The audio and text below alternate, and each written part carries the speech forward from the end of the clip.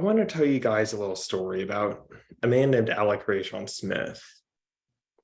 He was a diabetic who was recently emancipated from his parents and was thus taken off their insurance. He was on a relatively average income, about 30K a year. But because he was diabetic, he also had to spend a good deal of money on his insulin. Now, if you're diabetic, this means that your body doesn't produce insulin and you need to take a supplement. If you're not diabetic, your body produces insulin on its own. The result is, if you don't take your insulin, the acidity of your blood increases and your body breaks down and you die a very horrible death. When Alec found out that from his pharmacist that the amount of insulin he'd need would cost him about $1,300 a month out of his own pocket, he started rationing what he had left. And the inevitable result of this was that he died. He simply couldn't afford the medication he needed. And this is not a rare story in today's America. As his mother told NPR in an interview with Mr. Sable Smith on September 1st of 2018, the price of insulin is increasing throughout the United States, and it's already far ahead of the rest of the world. As documented by Rand Corporation, underwriter Andrew Mulcahy, the price of a dosage of insulin in the United States is about $100, which is about 7 times that of the next runner-up. This is simple price gouging, where a company artificially inflates the price in order to make money. And this isn't just with health. It's with many other things too, ranging from houses to gas to cars. I mean, you remember the housing crisis of 2009, right? Or the current gas crisis we're undergoing? This is artificial. And despite this, we still have people trying to defend the practice of letting these corporations just do whatever they want with minimal taxing. This needs to change. And today I'll be pointing out why many of the arguments used to defend such a practice are inherently flawed. Now, there we go. Now, one of the most common claims people bring up against the idea of actually making billionaires contribute to the economy is the idea that billionaires donate a lot to charity. And this is true. They do donate a lot to charity. As Ms. Blair Duquesne noted in the bell curve, billionaires are the single biggest philanthropists on the planet in the sheer amount of money donated. And she was able to back her claim with the National Philanthropic Trust, which is a pretty reliable source on its own. The problem with this claim is that it's misleading and that the effort is quite ineffective. First off, it goes without saying that charity doesn't really do much to solve systemic problems. The second being that billionaires donate a pitifully small amount of their wealth to charity. Now, according to a study done in 2011 under John List for the Journal of Economic Perspective, and this was in 2011, like back when people were still recovering from the market crash, the lowest income households donate the largest percentage of their wealth to charity, up to 12% in some cases, as the chart shows. But billionaires? According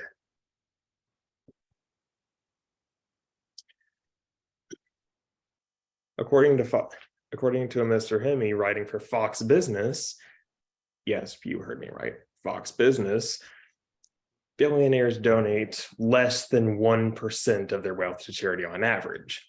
For example, Jeff Bezos donated about $131 million to charity out of his then wealth as of 2018, when the donation was recorded, of $160 billion.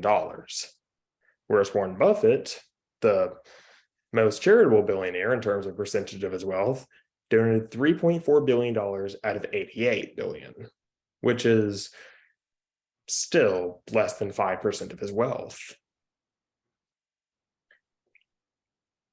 So if these billionaires aren't donating charity, then what are they spending their money on? Well, you might as well just ask Elon Musk, as he sends another Freudian nightmare to space with him attached. The next major claim is that this process supports innovation. And this is a pretty widely made claim if you listen to many right-wing think tanks and they give their opinions of why billionaires should exist. There's actually a study done by Professor Durante from the University of Cambridge, where it showed that states with lower corporate taxes tend to have more patents filed and more products hitting the market. And as you can see, the data does back up his claim. I mean, this was extensively researched, and they put the time and effort in to notice this and actually show the data. But this is misleading for one major reason. It does not examine the factors behind innovation or the factors that allow people to innovate to begin with. For example, if you look at other countries and the amount of patents they file and their respective population, many of them file more patents per capita than the United States. In terms of population, countries like Japan rank quite behind the US. As you can see on the list on the left, it doesn't even make the top 10. But it's number 3 in terms of the total amount of patents filed. South Korea is far from the top 10. Same for Germany, France, United Kingdom, Switzerland. None of these are particularly large countries in terms of population, or in the case of the Netherlands area. Sorry. You're not from the Netherlands, are you? I think that is a no. Furthermore, it doesn't exactly, as I mentioned, it doesn't measure the factors that actually went into innovation. And one of the strongest ones was the presence of a social safety net, which many of these countries tend to have, except for China. That place is not nice to be. Don't censor me for this. South Korea, United Kingdom, Germany, the Netherlands. These countries are noted for strong amounts of welfare programs.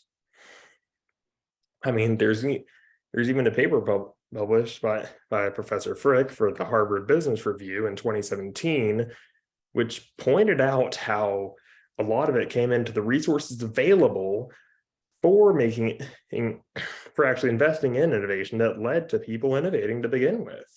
If you have a social safety net, you're able to take greater financial risks. This is why when major corporations get tax cuts, they invest into R&D. It's simply because they are actually able to take risks. You guys don't see this, right? There's a thing that's telling me I'm running out of time. In which case, forget I said that. Now, where was I? Basically, social safety nets enable people to make risks and allows them to recover from the risks if it fails, whereas they just stick to what works otherwise. Lastly, it doesn't take into account the level of education. In the United States, which is infamous for its school programs, we don't really tend to see the best and brightest in our country. Those that do innovate tend to have much better education than those who don't. in addition to having the monetary resources to make such innovations in the first place. And to be honest, having a large education does tend to mean that you have a large fortune to go along with it, as you're actually able to afford an education in this country to begin with. This brings us to our third and final claim. Now, this claim is one that you don't really hear that often, but it's also one of the most glaringly wrong, which is why I felt the need to include it, as despite not being heard all that often, it's one that's starting to gain some traction as ideas of actually regulating large corporations tend to get attention. For example, people like working for corporations like the Heritage Foundation or the Daily Signal, right-wing pundits, tend to claim that corporations will raise the prices if we raise taxes and regulate them and say that they can't do price gouging. Well, here's the thing. Remember the insulin example I gave? They already raise prices. If they keep doing this, they're going to kill off all their customers. There's a limit to how high you can raise the price. I mean, you don't see everyday people spending diamonds like they're made out of glitter, or using diamonds as glitter, as some rich people are wont to do. As another example, gas.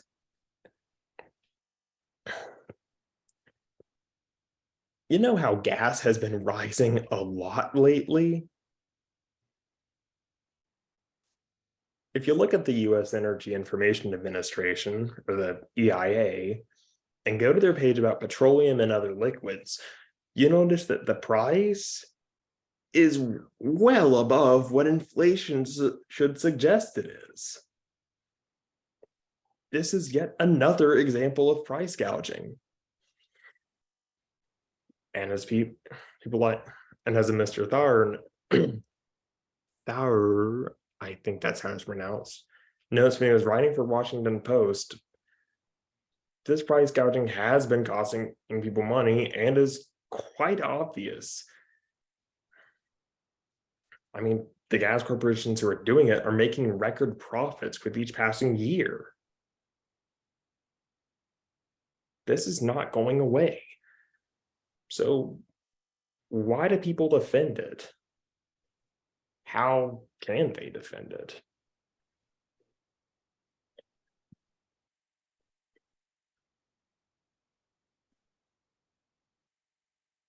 This thing needs to change, and it needs to change fast. But there are ways that you actually can. People are starting to recognize this. Well, more people are starting to recognize this, and they're starting to take action against it. And because of that, politicians eager to get their votes are starting to make it part of their platforms. And because of that, we actually might have a chance of reversing it in the next couple generations, or maybe within the next couple decades. Who knows? But I'm fairly optimistic about this. How do you guys feel?